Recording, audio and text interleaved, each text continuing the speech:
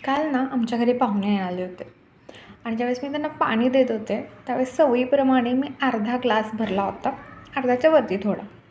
आणि त्यावेळी आमच्यांनी मला म्हटलं की अगं पूर्ण ग्लास तरी भरून पाणी दे. आणि असं यांनी मला अगोदरही 2-3 वेळा म्हटलेलं.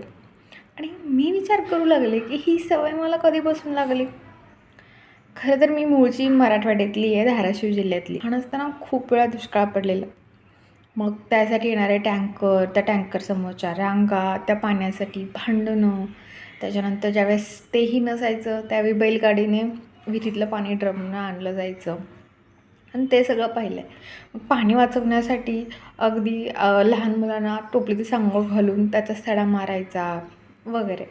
म्हणजे ही लहानपणी पाण्याची वणवण ही पाहिलीच होती.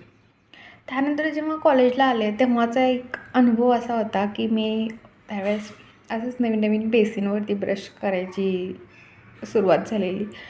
आणि एके दिवशी एका सिनियर ताई आला आणि माझा नळ बंद केला आणि ती मला म्हणाली की अगं ज्यावेळेस चूल भरायची असते ना त्याच वेळेस नळ ऑन ठेवायचा, अदरवाईज बंद ठेवायचा नळ, पाणी वाया नाही घालवायचं. आणि तो अनुभव माझ्या एवढ्या लक्षात राहिला की मग मी तेव्हापासून कधीही ब्रश करते वेळी किंवा म्हणा नॉर्मल यूज करते वेळी जेव्हा करत असेल तेव्हाच नळ ऑन ठेवते आणि त्याच्यानंतर तो बंदच करते. आणि मी एकदा एक जाहिरात पण पाहिली होती ज्याच्यामध्ये ही आयडिया होती की तुम्ही, कारण कोणी आलं तरी पूर्ण ग्लास भरून काय असं पाणी नाही पित, ते नॉर्मली थोडंसंच पितात. लहान मुलं तर असंच मागायला म्हणून तुम्हाला पाणी मागत असतात दुसऱ्यांचं बघून आणि थोडंसं पितात आणि उरलेलं पाणी फेकून देतात. त्यामुळं ना असं वाटतं की पाणी हे वाचवायला शिकलं पाहिजे आणि पुढच्या पिढीला तर हे आपल्याकडूनच कळणार आहे. आपण ज्या सवयी किंवा पाणी वाचवण्याची जी आपली सवय आहे ती त्यांनी पाहिली तरच ते पण पाणी वाचवतील.